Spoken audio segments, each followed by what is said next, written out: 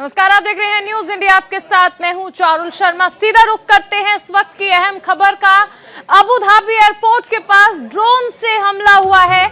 3 तेल टैंकर्स पर भी ड्रोन से हमला किया गया है। अबू धाबी का ये पूरा मामला है। औद्योगिक क्षेत्र में विस्फोट हुआ है और एयरपोर्ट पर भी आग लग गई है। काफी नुकसान की खबर इस बीच भी सामने आई है। इस वक्त की बड़ी खबर आपको बता दें, अबू धाबी एयरपोर्ट के पास ड्रोन से हमला किया गया है, जिसमें 3 तेल टैंकर्स पर भी ड्रोन से हमला हुआ है। औद्योगिक क्षेत्र में विस्फोट किया गया है और एयरपोर्ट के पास आग लगने की खबरें सामने आई हैं और काफी नुकसान भी हुआ है।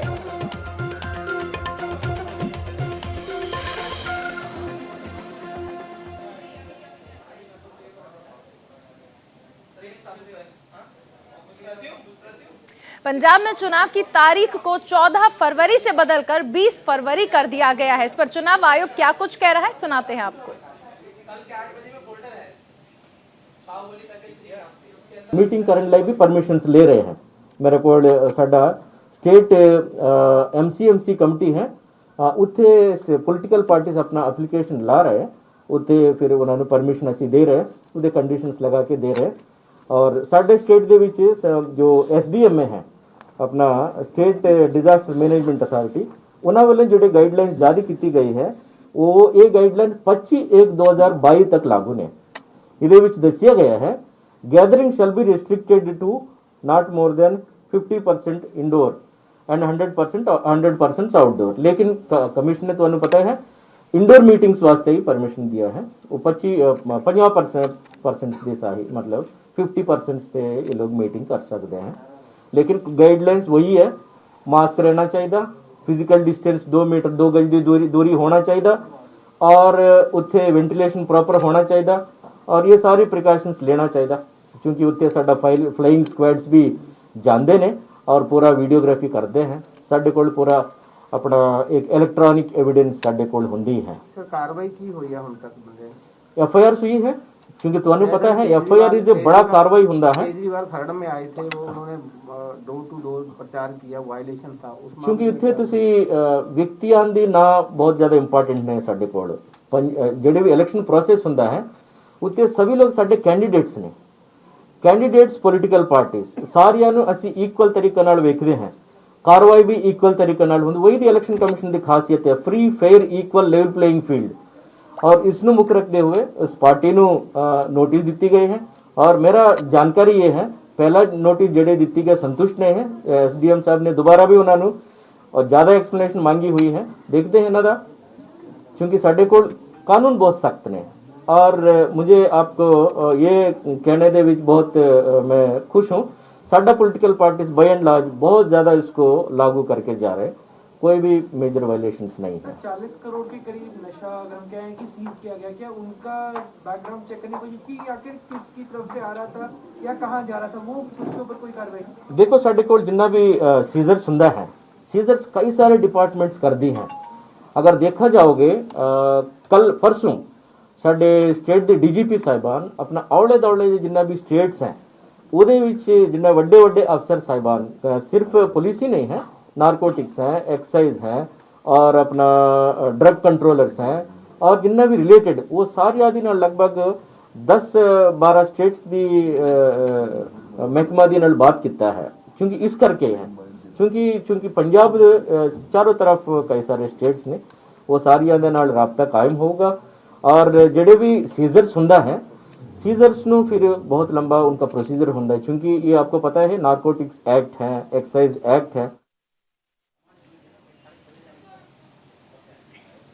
तो चुनाव आयोग ने फिलहाल तमाम राजनीतिक दलों की गुजारिश के बाद तारीख को बदल दिया है। 117 विधानसभा सीटों वाले पंजाब में अब 14 फरवरी की बजाय 20 फरवरी को चुनाव होगा। हालांकि चरणों में कोई बदलाव नहीं किया गया है, एक चरण में ही चुनाव होने वाला है। पहले 14 फरवरी को वोटिंग होनी थी। पंजाब के मुख्यमंत्री चरणजीत सिंह चन्नी जी ने 13 जनवरी ਨੂੰ ਚੁਣਾਵ ਆਯੋਗ ਨੂੰ ਇੱਕ ਲੈਟਰ ਲਿਖਿਆ, ਜਿਹਦੇ ਵਿੱਚ ਸ਼੍ਰੀ ਗੁਰੂ ਰਵਿਦਾਸ ਜੀ ਦੀ ਨਾਲ ਜੁੜੇ ਸ਼ਰਧਾਲੂਆਂ ਦੀ ਭਾਵਨਾਵਾਂ ਨੂੰ ਰੱਖਦਿਆਂ ਹੋਇਆਂ ਚੁਣਾਵਾਂ ਦੀ ਤਾਰੀਖ ਨੂੰ 6 ਦਿਨ ਅੱਗੇ ਕਰਨ ਦੀ ਅਪੀਲ ਕੀਤੀ ਸੀ। ਸਾਡੇ ਸਾਰਿਆਂ ਵਾਸਤੇ ਇੱਕ ਬਹੁਤ ਖੁਸ਼ਖਬਰੀ ਦੀ ਗੱਲ ਹੈਗੀ ਹੈ ਕਿ ਚੁਣਾਵ ਆਯੋਗ ਨੇ ਕਾਂਗਰਸ और मुख्यमंत्री पंजाब चन्नी जी के निवेदन ਨੂੰ स्वीकार करदਿਆਂ ਹੋਇਆਂ पंजाब ਵਿੱਚ ਚੁਣਾਵਾਂ ਦੀ ਤਾਰੀਖ 14 फरवरी की बजाय ਹੁਣ 20 फरवरी कर दी गई है। ਸਾਨੂੰ खुशी है कि 16 फरवरी ਨੂੰ श्री गुरु रविदास जी की जयंती ਨੂੰ ਮਨਾਉਣ ਲਈ ਹੁਣ पंजाब ਦੇ 20 ਲੱਖ ਸ਼ਰਧਾਲੂ उत्तर प्रदेश वाराणसी भी जा सकते हैं और वापस आके 20 फरवरी ਨੂੰ अपने वोट का अधिकार का भी इस्तेमाल कर सकते हैं।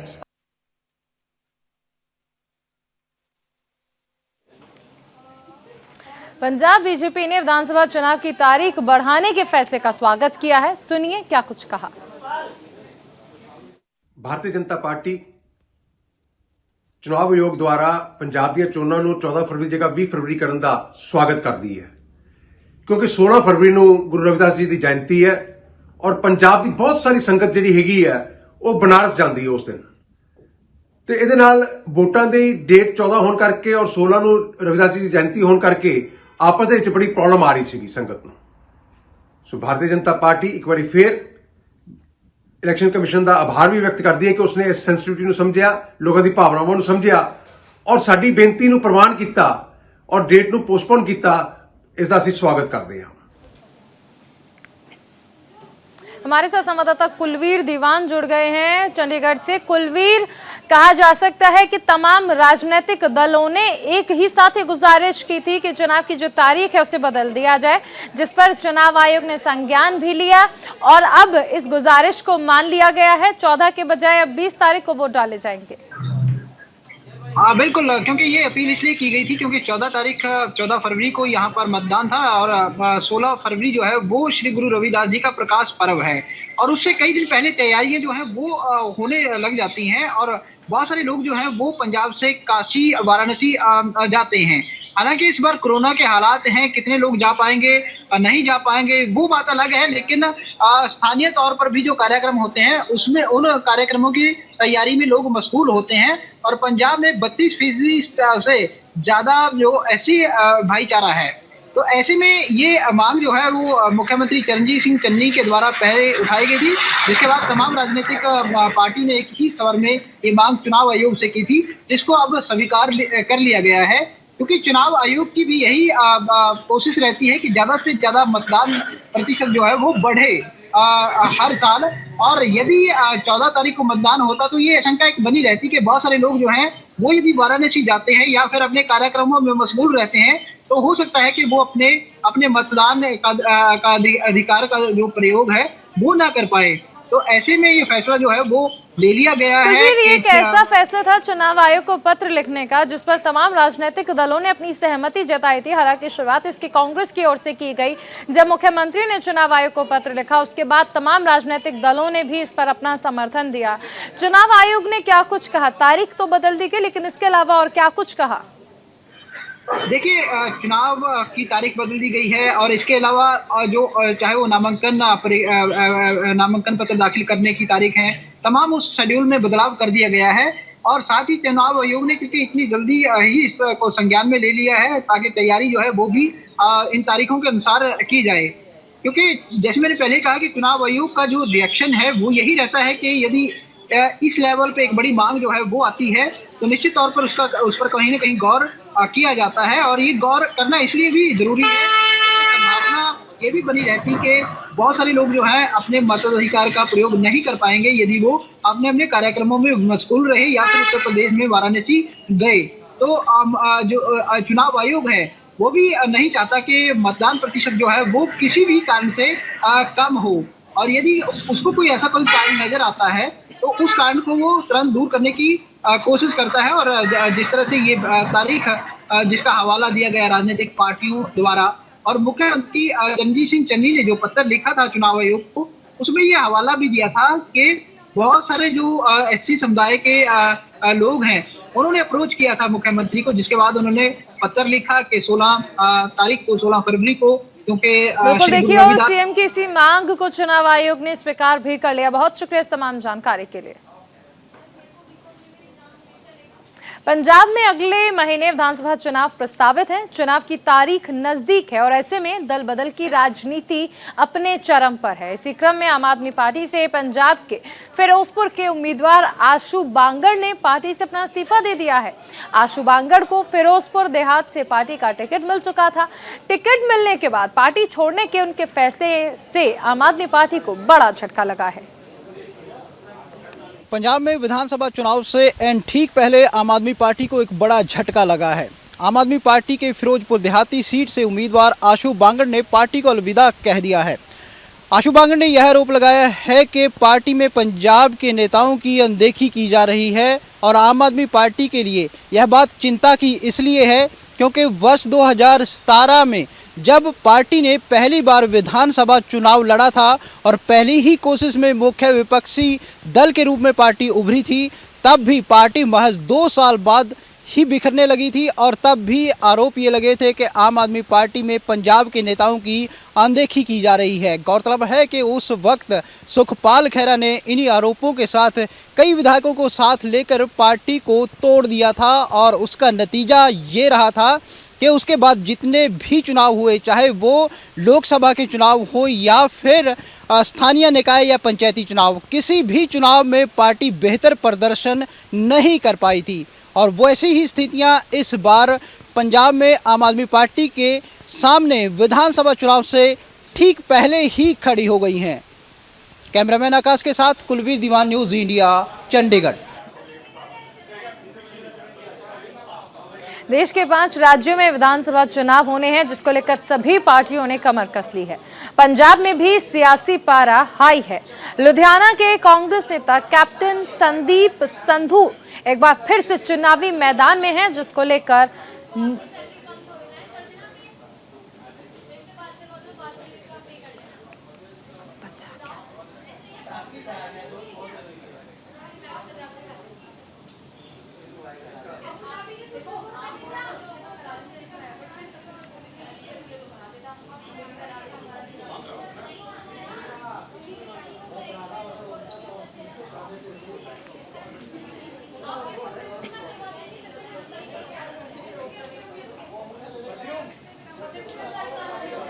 विधानसभा चुनावों से पहले तमाम चुनावी राज्यों में दल बदल का सिलसिला जारी है।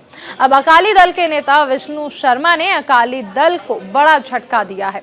विष्णु शर्मा ने चुनावों से ठीक पहले कांग्रेस का दामन थामा। उनके साथ पूर्व सीएम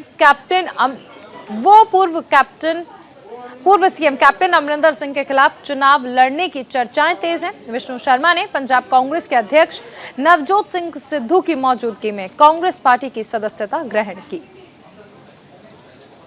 आने ਦੇ ਨਾਲ ਪਾਰਟੀ ਤਕੜੀ ਹੋਏਗੀ। ਅਸੀਂ ਵੈਸੇ ਵੀ ਆਪਣੇ ਪਰਿਵਾਰ ਦੇ ਵਿੱਚ ਜਿੰਨੇ ਵੱਧ ਤੋਂ ਵੱਧ ਬੰਦੇ ਲਿਆ ਸਕੀਏ ਉਨੇ ਚੰਗੇ ਨੇ। ਇਹ ਕੰਟੈਂਸ਼ਨ 'ਚ ਨੇ। ਮੈਂ ਕਹਿ ਰਿਹਾ ਨਾ, ਜਦੋਂ ਮੈਂ ਕੱਲ ਕਹਿਤੀ ਕਿ ਕੰਟੈਂਸ਼ਨ 'ਚ ਨੇ, ਹੋਰ ਕਿਸ ਤਰ੍ਹਾਂ ਕਹਾਂ। ਠੀਕ ਹੈ। ਸ਼ਰਮਾ ਜੀ, ਤੁਹਾਡਾ ਕੀ ਕਹਿਣਾ ਹੈ ਜੀ ਅੱਜ ਦੀ ਜੁਆਇਨਿੰਗ ਬਾਰੇ? ਅਸੀਂ ਵੀ ਅੱਜ ਘਰ ਵਾਪਸੀ ਕੀਤੀ ਹੈ ਤੇ ਸਾਡੇ ਪ੍ਰਧਾਨ ਸਾਹਿਬ ਸਿੱਧੂ ਸਾਹਿਬ ਦਾ ਅੱਜ ਇਹਨਾਂ ਦਾ ਜਿਹੜਾ ਪੰਜਾਬ ਮਾਡਲ ਹੈ ਉਹਨੂੰ ਦੇਖ ਕੇ ਅਸੀਂ ਦੁਬਾਰਾ ਆਪਣੇ ਘਰ 'ਚ ਵਾਪਸ ਆਏ ਹਾਂ। ਸੀਐਮ ਸਾਹਿਬ ਚੰਨੀ ਸਾਹਿਬ ਦਾ ਜਿਹੜੇ ਕੰਮ ਕਰ ਰਹੇ ਨੇ ਉਹ ਦੇਖ के सारे आज ਅਸੀਂ कांग्रेस ਦੇ दोबारा घर। महाराष्ट्र के बुलढाणा जिले के करीब 3 गांव के ग्रामीणों ने राष्ट्रपति से जल समाधि लेकर इच्छा मृत्यु की मांग की है। पेन टाकली परियोजना में सम्मिलित इन गांवों का पुनरुत्थान पिछले 12 सालों से प्रलंबित होने से इन्हें यहां मुश्किलों का सामना करना पड़ता है, जिंदगी बसर करनी पड़ती है। शिकायत और निवेदन करने पर भी अभी तक कोई सुनवाई नहीं हुई, जिसकी वजह से गांव के लोगों ने राष्ट्रपति से इच्छा मृत्यु की मांग की है। उधर मुंबई के भायखला इलाके में बने जू में बीएससी द्वारा निकाले गए टेंडर में गड़बड़ी है, ये आरोप महाराष्ट्र सरकार में कैबिनेट मंत्री असलम शेख ने लगाया। इस मामले में उन्होंने बीएमसी कमिश्नर को एक पत्र भी लिखा। इस पूरे मामले को लेकर हमारे संवाददाता शुभम पांडे ने कैबिनेट मंत्री असलम शेख से खास बातचीत की।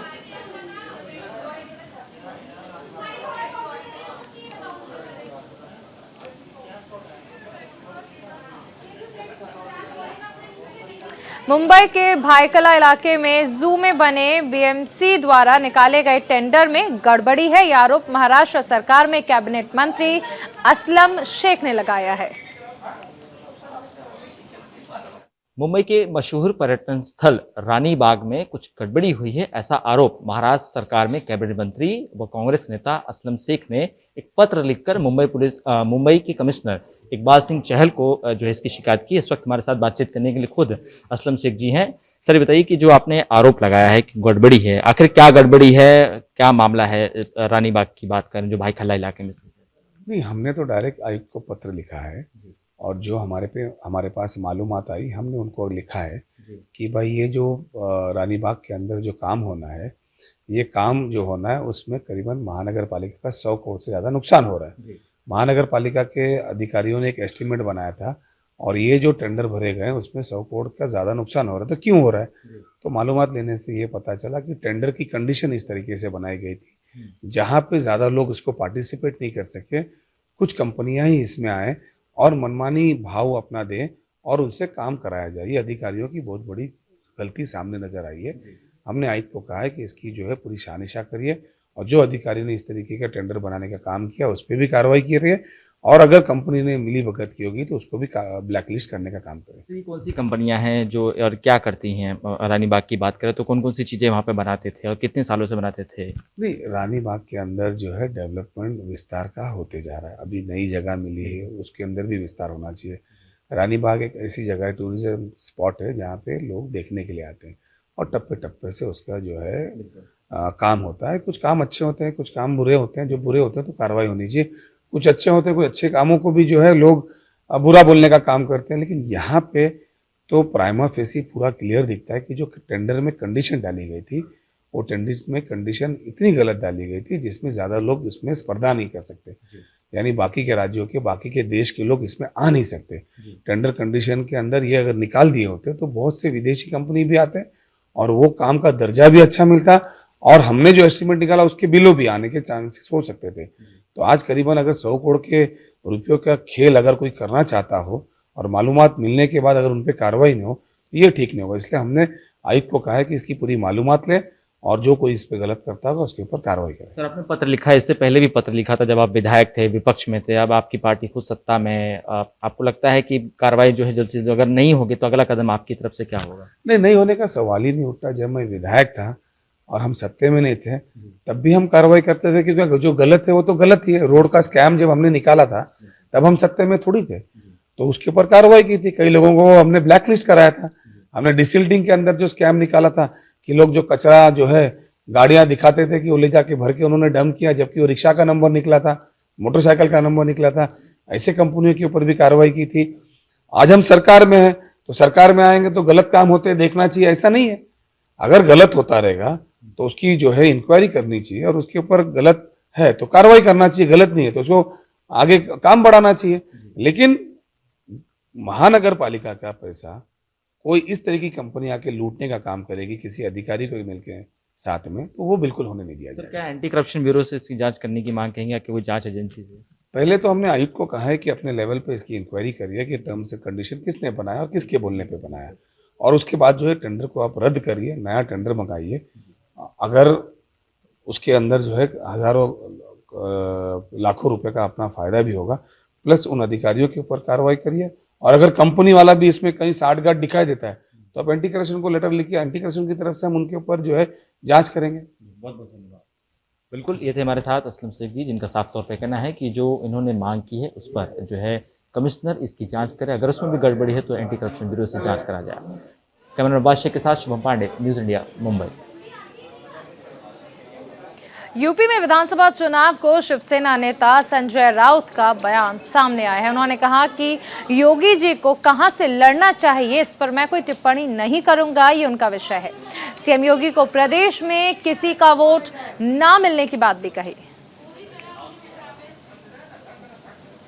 अखिलेश ने भी अपना पूरा ध्यान चुनाव पे देना चाहिए, पूरा ध्यान, और सबको साथ लेकर लड़ाई लड़नी चाहिए। अहंकार सबको डुबाता है, ये हमारे सामने उदाहरण है, और लोग बहुत बड़ी अपेक्षा से अखिलेश की तरफ देख रहे हैं। हम भी चुनाव लड़ने जा रहे हैं, हम चुनाव लड़ेंगे, लेकिन परिवर्तन की ताकत जो है वो कांग्रेस, अखिलेश और जो भी गैर भाजपा जो पार्टी है उनको मिलकर ही लड़ना होगा। चंबा की 2 पंचायतों में आजादी के 7 दशक बीत जाने के बाद भी सड़क सुविधा अभी तक नहीं मिल पाई। बता दें कि पंचायत कल्हेल और पंचायत भावला की आबादी 4000 से अधिक है। ऐसे में इन दिनों पंचायत में 2 से 3 दर्जन गांव ऐसे हैं जहां सड़क की सुविधा नहीं पहुंचने से लोगों को 8 से 10 किलोमीटर पैदल सफर तय करके जाना पड़ता है, जिसके चलते लोगों को भारी परेशानियों का सामना करना पड़ता है। देखिए हमारे संवाददाता मंजूर पठान की ये रिपोर्ट। चंबा जिला के अंतर्गत आने वाली ग्राम पंचायत भावला और ग्राम पंचायत कल्हेल की आबादी 4000 के करीब है, लेकिन इन दोनों पंचायतों के ग्रामीण इलाकों में सड़क सुविधा नहीं होने के चलते लोगों की मुश्किलात बढ़ने लगी है।